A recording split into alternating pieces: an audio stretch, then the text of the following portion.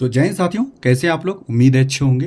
तो दोस्तों, अब हम पढ़ने जा रहे हैं जो RWA की येलो बुक है ना, आपको कैसे पढ़ना है ये मैं बता रहा हूँ, ठीक है। और मैं जो ध्यान से बता रहा हूँ आपको सिर्फ सुनना है, ठीक है। चलिए, सिंधु घाटी सभ्यता या हड़प्पा सभ्यता, इसका कार्यकाल कब से माना जाता है? इधर ध्यान दो, 2500 से 1750, ठीक है। 2500 से 1750, ठीक है। चलो, अब देखो, हड़प्पा टीले का सर्वप्रथम उल्लेख 1826 में, कब? 1826 में चार्ल्स मेसन द्वारा किया गया था, ठीक है। किसके द्वारा किया गया था? चार्ल्स मेसन के द्वारा किया गया था। हड़प्पा संस्कृत को कांस्य युगीन, ये मैंने कल सवाल पूछा था, कांस्य युगीन सभ्यता भी कहा जाता है, ठीक है। इन लोगों को तांबे में टिन मिलाकर, ये बहुत बार पूछा गया है, तांबे में टिन मिलाकर कांसा बनाया जाता है। कैसे बनाया जाता है? तांबे में टिन मिलाकर कांसा बनाया जाता है। जी गुरु जी, बिल्कुल बात सही है, ठीक है। इसके बाद देखो,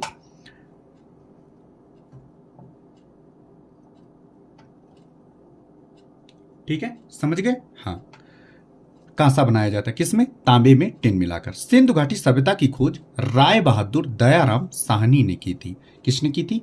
राय बहादुर दयाराम साहनी ने की थी। आ जाओ, इस सभ्यता के मुख्य निवासी, क्या इस सभ्यता के जो मुख्य निवासी थे वो कैसे थे?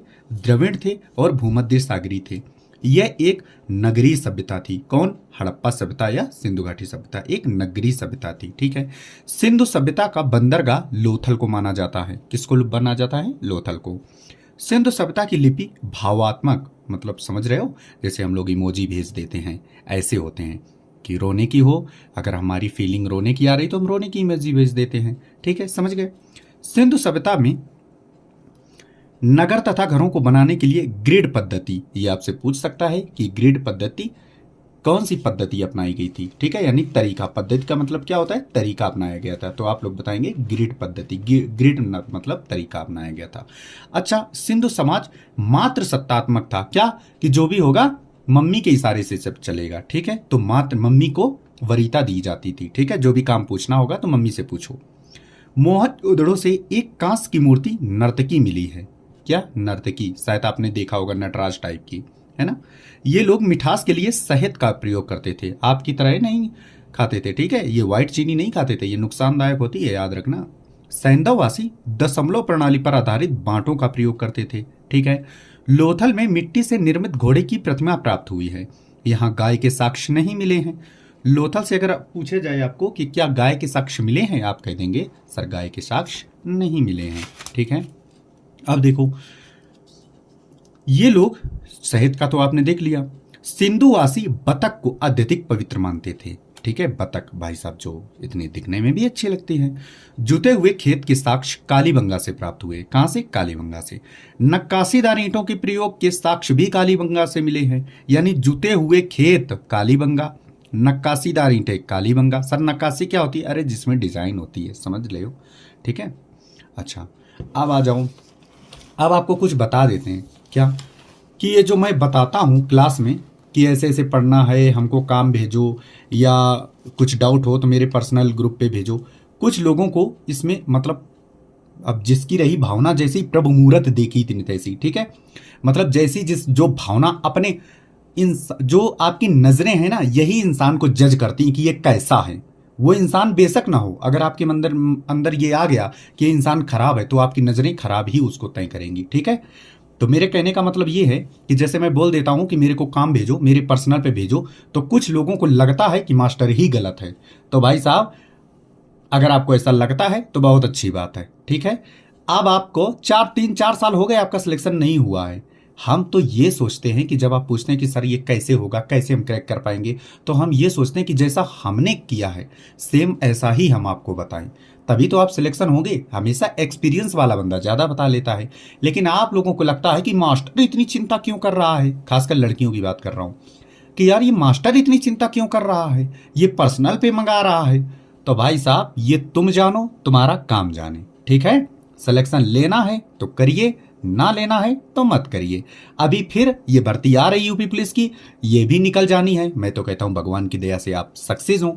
और जो दिल्ली पुलिस की नवंबर में होने वाला है वो भी निकल जाएगा।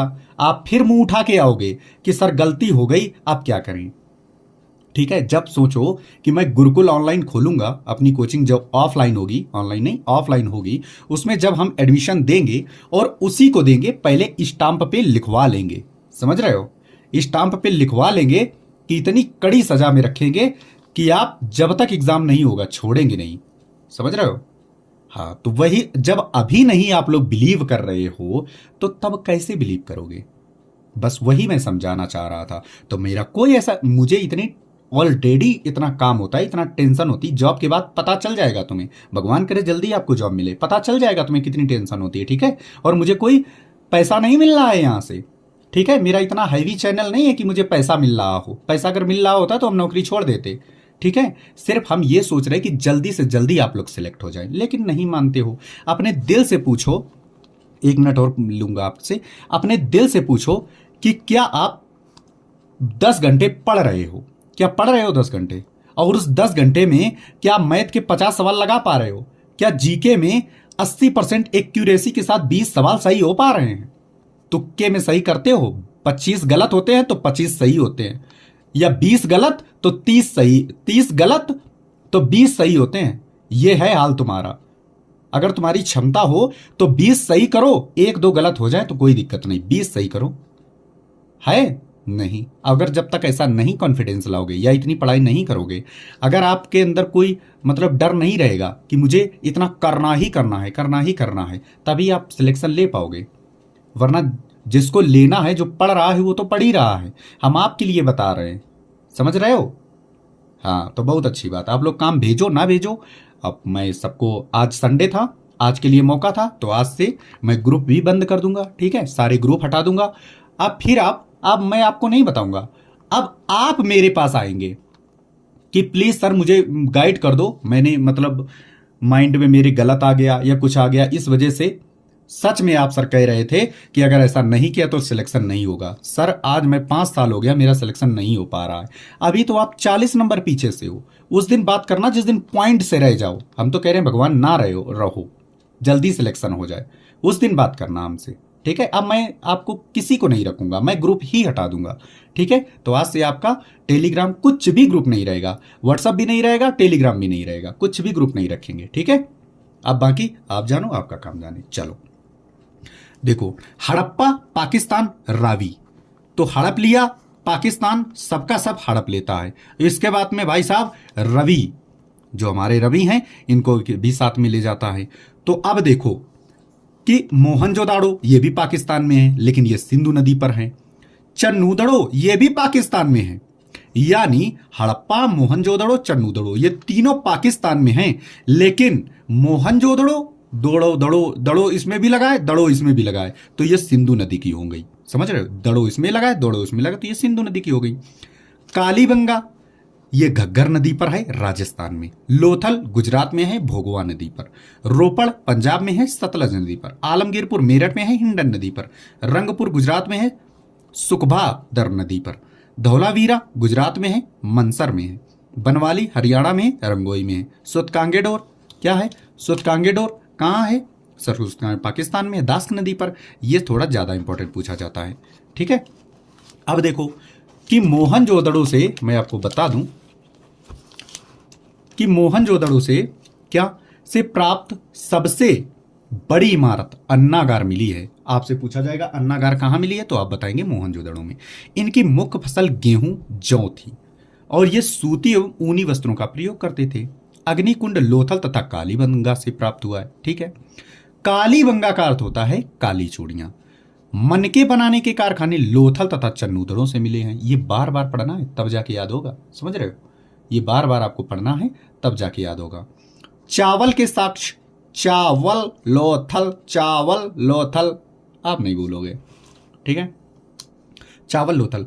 हड़प्पा की मुहरों पर एक सिंग वाले पशु का चित्र मिलता है। ये मोहरें स्टेलाइट धातु की बनी होती हैं। कौन सी? स्टेलाइट धातु की बनी होती हैं। सिंधु सभ्यता के लोग मात्र देवी की पूजा करते थे, क्योंकि मात्र सत्तात्मक था तो मात्र देवी की तो करेंगे। कुबड़ वाले सांड, सर कुबड़ क्या होता है? अरे सांड के पीछे तुमने आपने मतलब पीठ के ऊपर ज्यादा एक्स्ट्रा सेल हो जाती हैं, वो इकट्ठा हो जाती हैं, उसको ही कुबड़ कह देते हैं, तो देखा होगा, ठीक है। ये लोग सूती तथा ऊनी वस्त्रों का प्रयोग करते थे, आपने जान लिया। मनोरंजन के लिए मछली पकड़ना, शिकार करना, पशु पक्षी को आपस में लड़ाना तथा पाशा खेलने का प्रयोग करते थे। ठीक है, और इसके बाद में देख लो, इनको तलवार का ज्ञान नहीं था और आग में पकी हुई मिट्टी को टेराकोटा कहा जाता था। समझ रहे हो। सिंधु समाज में पर्दा प्रथा का वेश्याव्रत भी प्रचलित थी। ठीक है, पर्दा प्रथा थी, वेश्याव्रत भी थी। देखो दोनों थे, ये माइनस ये प्लस। पर्दा भी करते थे उस टाइम, और उस टाइम भी यही था। समझ रहे। तो ये तो भाई साहब वहां से समाज से ही चलती आ रही है। ठीक है, लेकिन आजकल के तो पूछो ही मत। सिंधु सभ्यता के लोग लाल मिट्टी के बर्तन बनाते थे, उस पर काले रंग, ये बहुत ज्यादा पूछा जाता। कौन सी मिट्टी? लाल मिट्टी थी, काला रंग था। ठीक है, लाल और काला याद रखना। सिंधु सभ्यता के लोग लाल मिट्टी के बर्तन बनाते थे, काले नहीं तो पता है। सिंधु सभ्यता के विनाश का कारण बाढ़ माना जाता। विनाश हो गया।